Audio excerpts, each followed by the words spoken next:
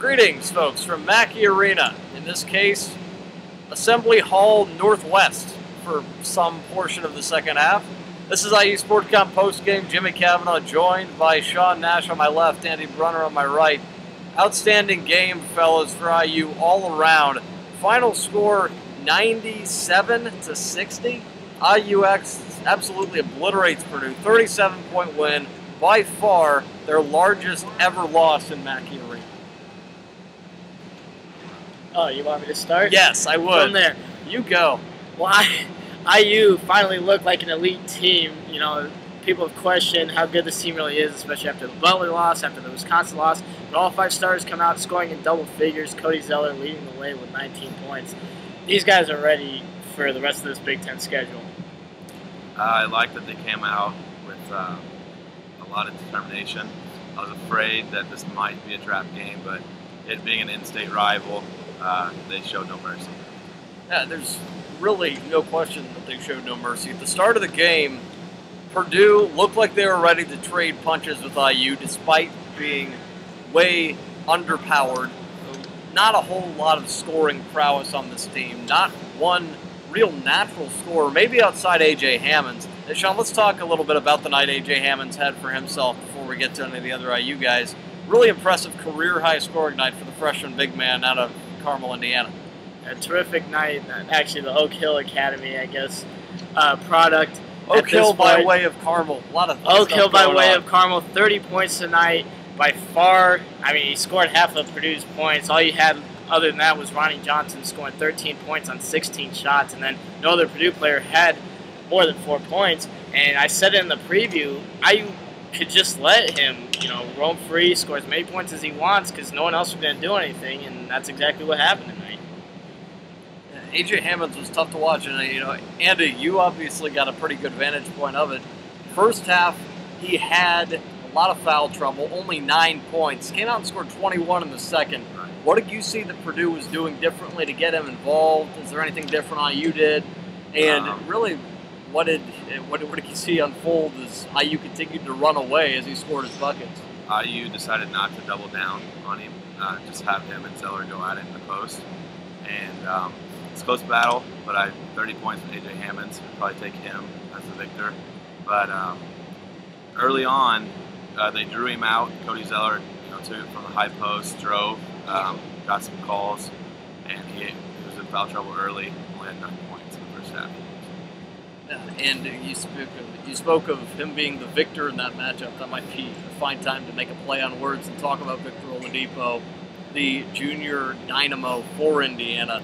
17 points, I believe, if my memory holds correctly. 3 steals, an outstanding defensive performance on Tyrone Johnson. Vic came to play, obviously, tonight along with the rest of his teammates. Yeah, he had a very stellar performance. It was a quiet 17. Got him in bunches, but yeah, very good defensively. Shut down their second best player. So great game from Vic. I mean, expand on that, Sean. And we talked about, you and I did the broadcast tonight, and I said at one point, Vic really has been quiet. He had only, I believe, 7 points at that point. I was like, we haven't seen any slam dunks. Sure enough, very next possession, he comes down and throws it down two-handed. Right on cue, Nash strikes again. I can't believe you referenced that again. That's fine. We're going to move straight on from that.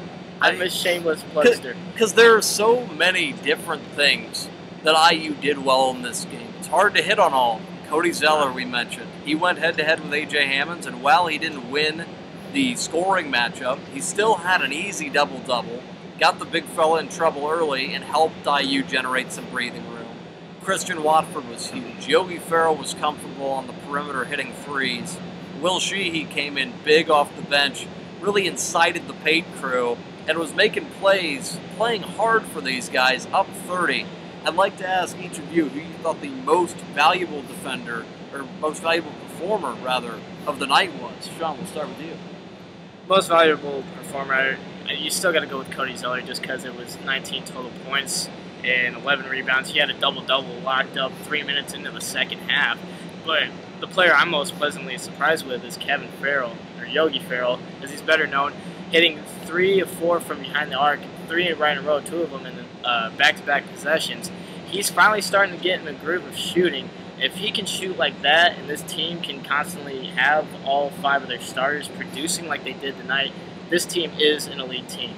And I'll take Will Sheehy just for the sake of an argument, but career high 7 assists, gets lost in the shuffle of all the stats. But came off the bench, 6-man, fired up the team, fired up the crowd.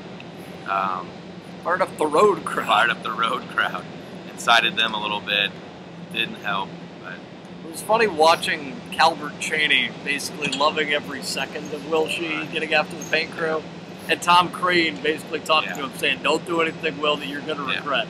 Still fun to watch him play with that edge, though. And fellas, as we move forward, IU plays Michigan at Assembly Hall. There's a really tough stretch of games coming up. They play Michigan, they play Illinois in Champaign, they play Ohio State. A lot of tough games. Starts with Michigan coming up, but it looks like these guys are about ready to play. They're on the up, going against the #1 team in the country. This game's been circled since the season started. It's going to be a showdown. It's going to be fun to watch. And without question, and Sean, the other thing too, Michigan prides itself on being a very good offensive team. IU scored 97 points against a really strong defensive Purdue squad. Does that bode well for their performance against Michigan? Do you think they're ready to take on Michigan's lackluster at times defense? Well, whether they're ready or not, this game could approach 190 total points on Saturday night. Obviously, Michigan offers a deep threat from just about everyone on their team. Unlike Purdue, who only shot 2 of 8 tonight. Don't expect Tom Crean have his team sit back in a 2-3 zone on Saturday night. He's going to have them playing that full court press we saw most of the night tonight, trying to speed up Michigan, force some turnovers, and get some fast break points, and that could be the difference on Saturday. And finally, guys, as we get ready to wrap this thing up, those games I mentioned, looking forward, the toughest portion of the schedule still lies ahead for IU. As I said, journey to Champaign, they play Ohio State at Assembly Hall. Really looking at their schedule going forward, games at home against Nebraska and Iowa are the only ones people can really feel comfortable about saying as wins. But that being said, this time last year, IU was at Mackey Arena. It served as a springboard to the rest of their season. Could this game have a similar effect? Absolutely. I think Michigan is, they should feel a lot more comfortable with that being at home. And then really the tough test is going to come next week, where they go to Champaign, as you said, and it's actually at Columbus, their first matchup with Ohio State of the season. They got absolutely embarrassed there last year. IU will be looking for revenge in that game after last year's performance.